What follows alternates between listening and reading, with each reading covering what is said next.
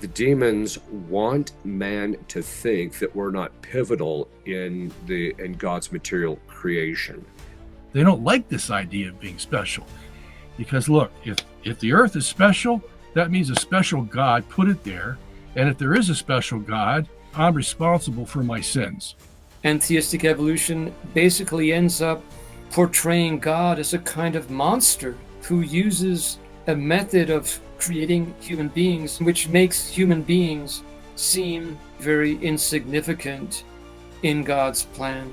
The problem with the evolution paradigm is it assumes that everything can be random and purposeless. That's why you can have people like Hitler, Stalin being mass murderers, because they bought into the whole evolution paradigm that life is purposeless and so humans have no meaning and have no worth. Evolutionism, in its atheistic form or in its theistic form, both of these systems thrive on censorship and intimidation.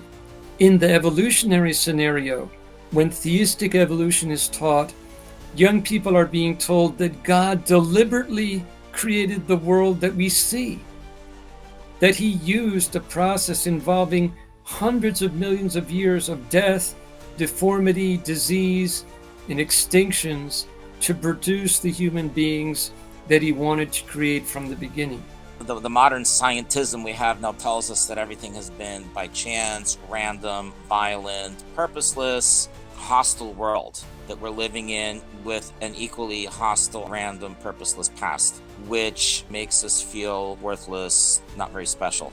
The diabolic side to this is they want us to think that we're not special or pivotal in relationship to being at the pinnacle of God's creation. And so they want us to think that the earth is not special, human beings aren't special, and that we're just one of many. And so this would then give foundation for saying, and because we're not special, there's no real reason why God would become incarnate here, because there's nothing special about man. He might have become incarnate somewhere else, etc. So there's all sorts of different theories that then arise from it once man is displaced from that particular central role in God's creation as we understood from the book of Genesis. Certain theological issues that not just affect the question of evolution and man, it's ironically the same set of questions that then become problematic in relationship to the positing that there are aliens on other planets. The geological column indicates that it was formed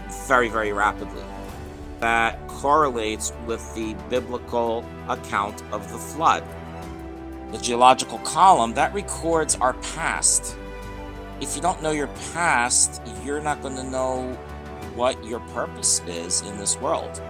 What I'm saying is that the geological column is actually indicative of a lot of purpose, and that it is indicative of a major historical event that indicates how much God cared, to the point where he had to do something drastic to prevent something horrible, more horrible, from happening. Foreword was written by Albert Einstein, by the way. He says, there has been no experiment ever done to prove that the earth is in motion. The data they can't change, but the interpretation, they can finagle that. I have quotes from probably 30 different scientists who have said the same thing. And famous scientists who write the books, the articles, peer-reviewed, everything, they're all in on this, and they know that it's never been proven. 90% of them, according to Scientific American, in a recent study, are atheists, all geared toward getting God off the stage. You have to look at that motive as the reason for their interpretations. Remember, this is a religious war as much as it is a scientific war. Our grade school children, our high school children, college level, PhD level, why are they not being taught this possibility? We have been all over the world, and we can testify to the fact that young people who are taught that sound theology, sound philosophy, and sound natural science confirm the Word of God as understood in the church from the beginning, they do not leave the church. The knowledge that we're passing on is transforming people.